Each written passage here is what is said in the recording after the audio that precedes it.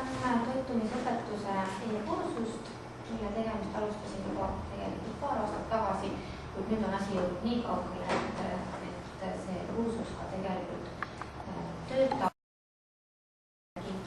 õpib. Toitumisõpetuse kursus üks aine pall ja tehtud on see Haapsalu Kutsehariduskeskuses. Kursus on mõeldud kogu eriala 3. kursusele. Miks just 3. kursusele leian, et 3. kursus juba piisavalt hästi valdab arvutit ja võib meile pakkuda vaheldust e-kursuse näol. Vesteldes õpilastega sellest kursusest, kui olin mõned tunnid teinud, siis suuline tagasiside oli ääretult positiivne, et ometi on üks tund, kus ei pea konspekteerima. Et see oli päris tugev argument, just et konspekteerimine pole vajalik.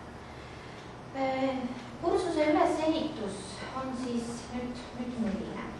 Et jaotatud mul kogu aine on teemadeks. E-keskkonnas õpet on vähemalt 50%. Tegelikult üle vaadates nüüd tundide arvu tuleb siin isegi rohkem seda e-kursust. Alustan esimene teema siin, alustan õppija juhendiga, seletan õpilasele lahti, mis teda ootab ja mis ajal midagi toimub. Ette tegin ajagraafiku, ajagraafik esimene nädal, tunde on 4 tundi nädalas, 2 tunni kaupa, nii et kokku me saame 2 korda nädalas. Esimesel tunnil andsin ka teada, et kui siit graafikust on lugeda, et õpe toimub e-keskkonnas, siis seda tema võib sooritada kus iganes arvuti taga. Ei pead olema kindlasti selles klassiruumis. Kuid praktika on selline, et nad ikkagi tulevad koos tegema, et seltsis on segas. Siin on siis nüüd nädalas teemad, siin ta saab täpselt üle vaadata, mis päeval tal mingisugune teema tuleb ja millised harjutused ta peab tegema. Lõppu panin ka need õpitulemused, millised on ja kindlasti ka kõik sellel nädalal tehtavad kontrolltööd tuleb esitada sama nädala lõpuks. Et kui meil on nüüd esmaspäev ja reedel, siis olen aega andnud pühapäeva õhtuni, et kontrolltööd teha. Ja kui algab uus nädal, siis hommikul võtan tulemused kokku ja panen välja hinde. Oluliseks faktoriks on ikkagi aeg. Just see distsiplineerib aja suhtes, et need asjad saavad tehtud. Tagasisidena jah, nad teevad ja isegi õpilased, kes esimesel nädalal puudusid, asi oli uus, nad tegid lausa huvi pärast kõik kontrolltööd järgi, mis see on siis.